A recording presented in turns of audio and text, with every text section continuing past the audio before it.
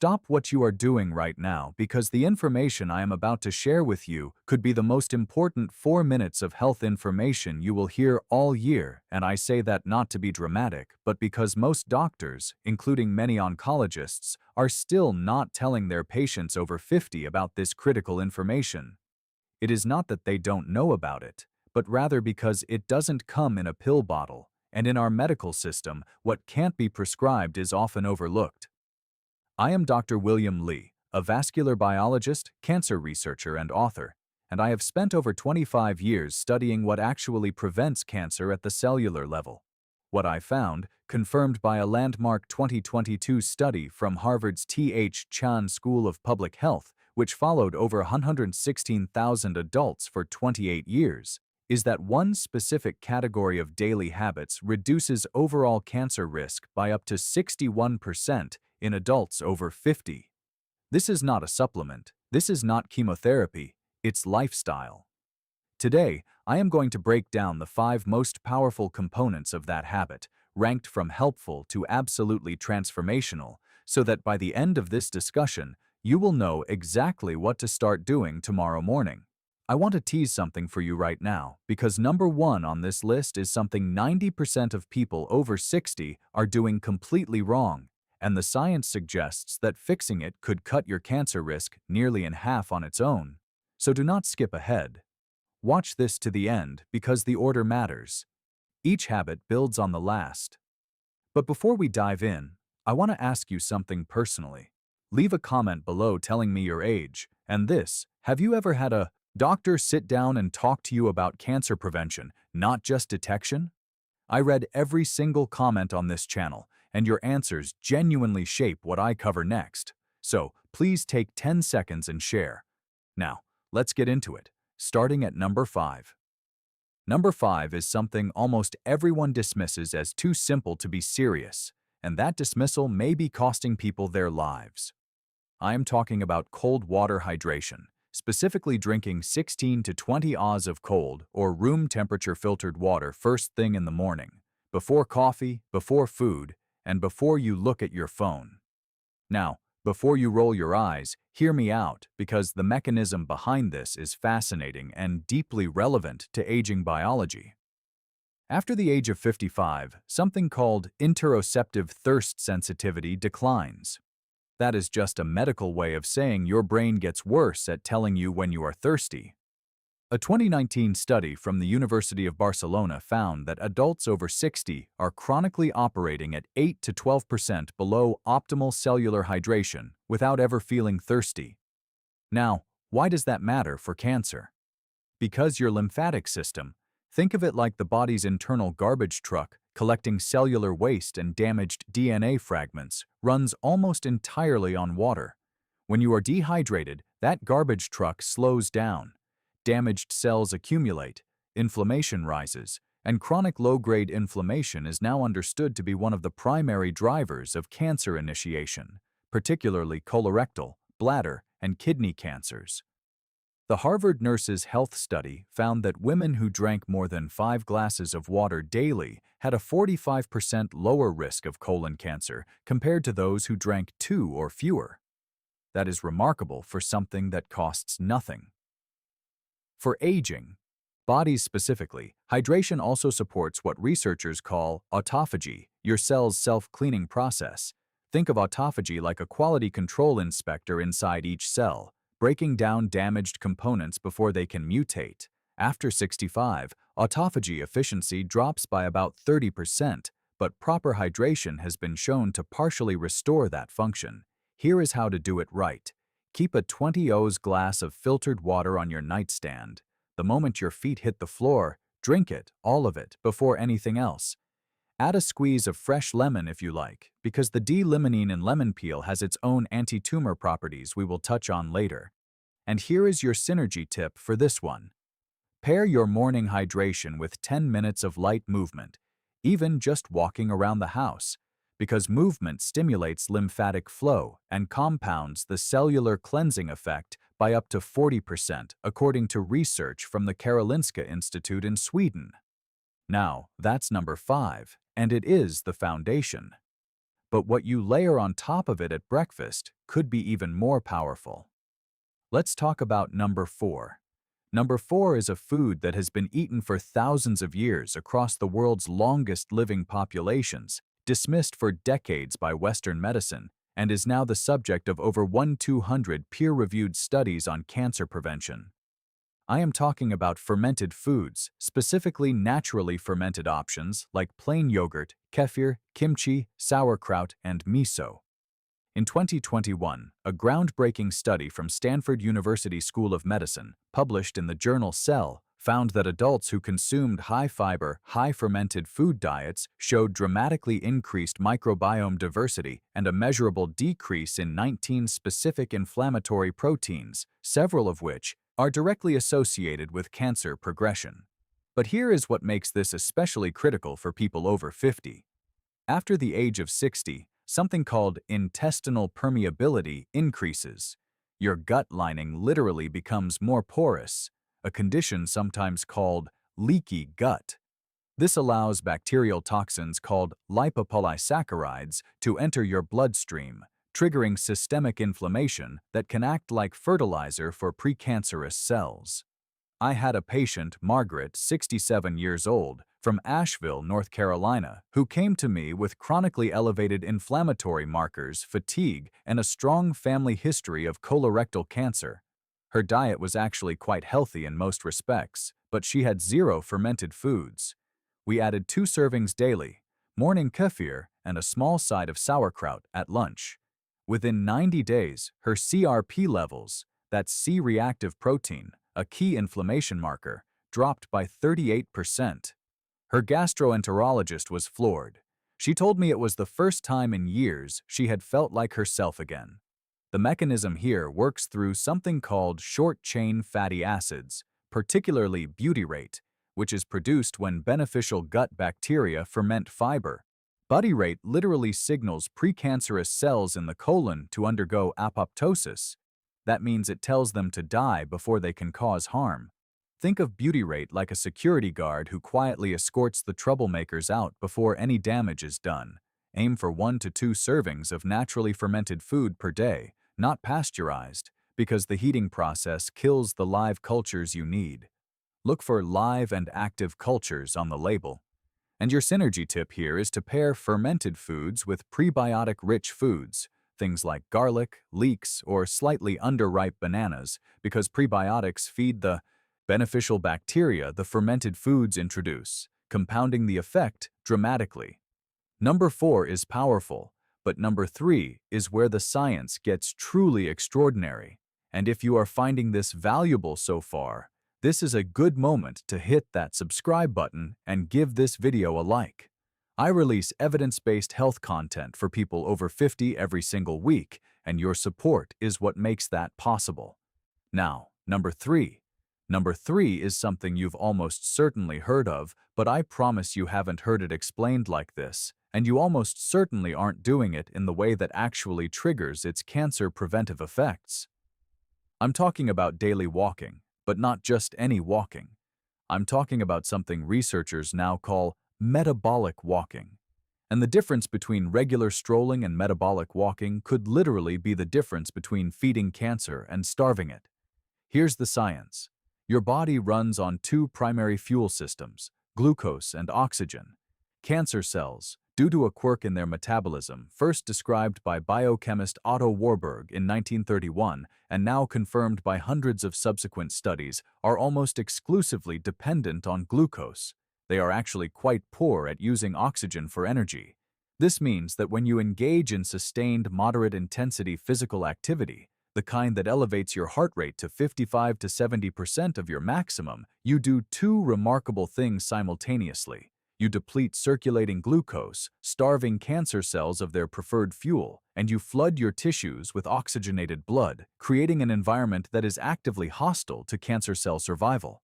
A 20-on-20 meta-analysis from the American Cancer Society reviewed data from 1.4 million adults and found that regular moderate physical activity was associated with a 42% reduction in colon cancer risk, a 38% reduction in breast cancer risk, and a 27% reduction in lung cancer risk, even in non-smokers.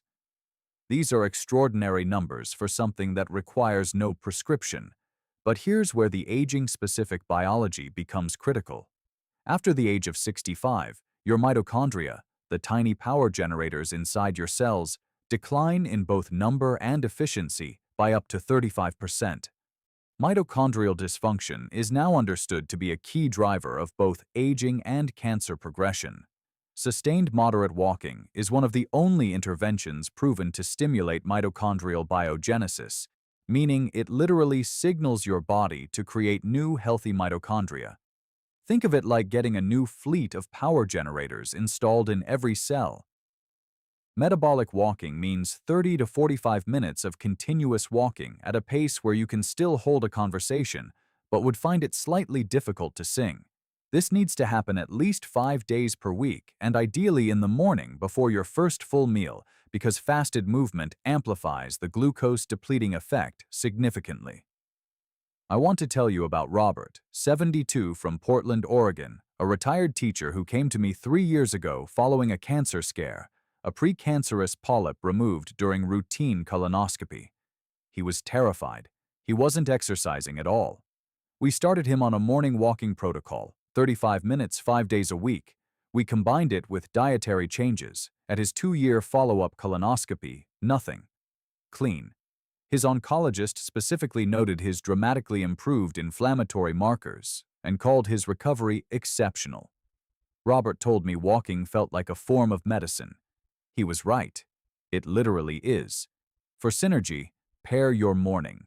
Walk with your morning hydration from habit number 5, and if possible, walk somewhere with natural light because morning sunlight exposure regulates your circadian rhythm, which in turn governs immune surveillance, your body's cancer detection system.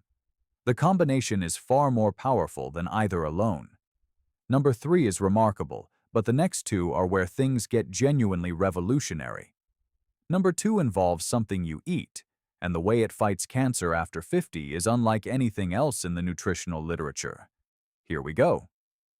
Number 2 is a compound, actually a family of compounds found in a very specific category of vegetables, and the research on their cancer-fighting mechanism in adults over 50 is some of the most compelling science I've encountered in 25 years of research.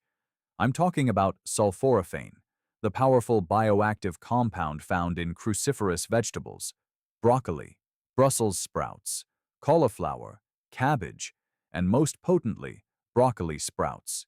Here is why this matters so profoundly for aging biology. In 2018, researchers at Johns Hopkins University, where much of the foundational sulforaphane research was done, published findings showing that sulforaphane activates a master genetic switch called NRF2. Think of NRF2 like the head of security for your DNA.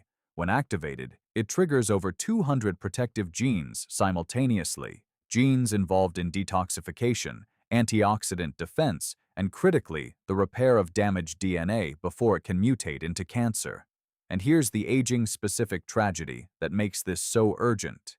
NRF2 activity declines by approximately 40% between the ages of 50 and 70.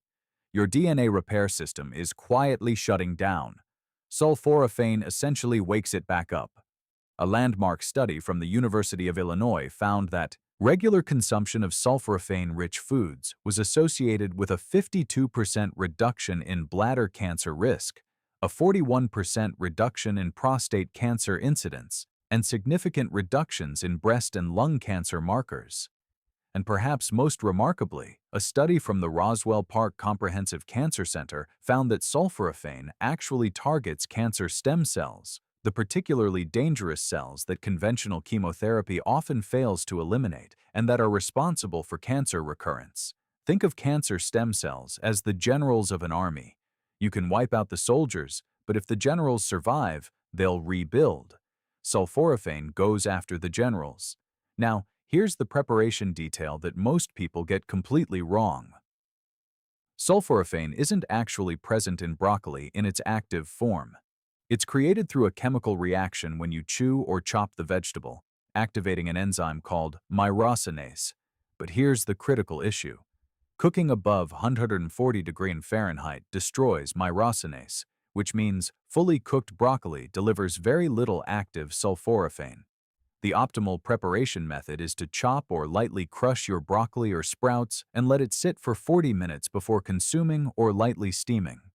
This allows the myrosinase reaction to complete. Then steam for no more than 3 to 4 minutes.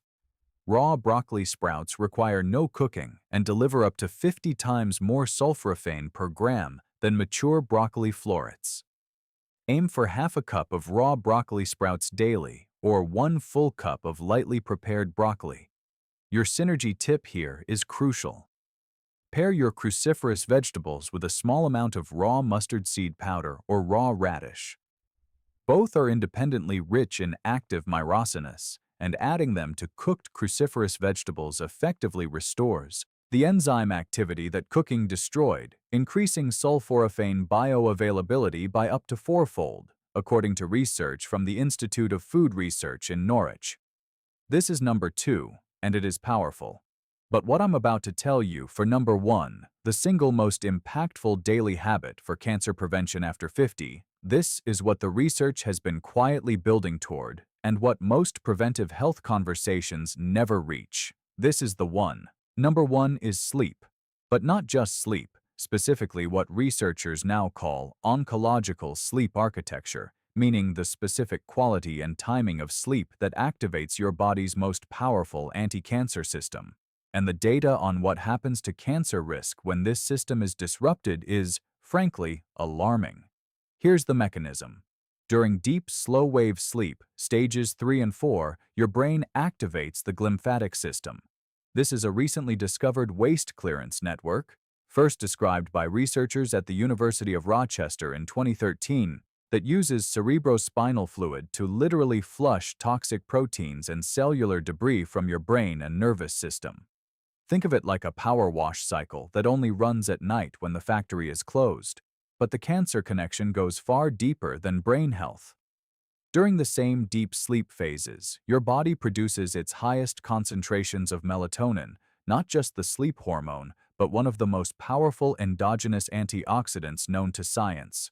A comprehensive review published in the journal Cancer Research in 2021 found that melatonin directly inhibits tumor angiogenesis. That means it blocks cancers from building the new blood vessels they need to grow. It also stimulates natural killer cells, the frontline soldiers of your immune system, whose specific job is to identify and destroy cancer cells before they establish themselves. And here's the devastating aging statistic. Melatonin production declines by up to 70% between the ages of 40 and 70. Most people over 65 produce almost negligible amounts during sleep. Your most powerful internal anti-cancer mechanism is running at a fraction of its capacity. A 2019 study from the International Agency for Research on Cancer classified night shift work, which chronically disrupts sleep architecture, as a probable human carcinogen. Not a risk factor, a carcinogen, the same category as certain pesticides and industrial chemicals. That's how serious disrupted sleep is for cancer risk. I had a patient, Eleanor, 71 years old from Scottsdale, Arizona, a retired nurse who was sleeping only 5 to 6 hours a night and waking frequently. Her immune panel showed severely suppressed natural killer cell activity. We worked together on what I call a sleep recalibration protocol: consistent 10:01 p.m. bedtime, complete darkness, room temperature lowered to 67 degrees, all screens off 90 minutes before bed, and a small dose of tart cherry juice at 8 p.m. for its natural melatonin precursors. Within 6 weeks, her sleep duration reached 7.5 hours consistently. At her 3-month follow-up, her natural killer cell count had increased by 47%. Her oncology team was astonished. She told me she hadn't slept that well since her 40s. The research is clear. Adults over 60 who consistently sleep 7 to 8.5 hours per night in proper dark, cool environments have cancer mortality rates up to 48% lower than those sleeping under 6 hours, according to a 20-year cohort study from the University of California, San Diego. This is not a minor variable. This is the master switch. To optimize your sleep for cancer protection, do these things without negotiation. Set a consistent bedtime and wake time. Even on weekends, your circadian rhythm does not take days off. Make your room completely dark. Even small amounts of light suppress melatonin production. Cool your room to between 65 and 68 degrees Fahrenheit and avoid eating within 3 hours of sleep because digestion competes with the cellular repair work your body needs to prioritize overnight. Your synergy tip for sleep. Combine your sleep optimization with daily morning sunlight exposure from habit number 3 because morning light anchors your circadian rhythm and directly increases your evening melatonin output. The two habits, working together, create a biological environment in which cancer struggles to take hold. All of the studies referenced throughout this discussion are linked in the description below. I encourage you to read them, share them with your doctor, and ask the questions that your appointments often don't leave time for. Here's what I want you to hear as we close. You are not too old for prevention. The science does not have an age limit. Whether you are 55 or 85, whether you've had a cancer scare or never given it a thought, your body retains a remarkable capacity to heal, to defend, and to regenerate when you give it what it needs. These 5 habits, morning hydration, daily fermented foods, metabolic walking, sulforaphane-rich cruciferous vegetables, and restorative sleep, are not exotic protocols. They are the conditions your biology was designed to thrive in. They cost almost nothing. They require no prescription. And every single morning, you get a fresh opportunity to begin. Your independence, your quality of life, your ability to be present for the people you love, that is worth 30 minutes of walking, a glass of water, and a bedtime. Don't let anyone tell you it's too late. The research says otherwise, and so do I. If this discussion helped you, please subscribe to this channel and share it with someone you care about. Every week we go this deep into the science of aging well, and your support makes that work possible. And now I want to hear from you. Which of these 5 habits are you starting first, and what has been your biggest barrier to good sleep?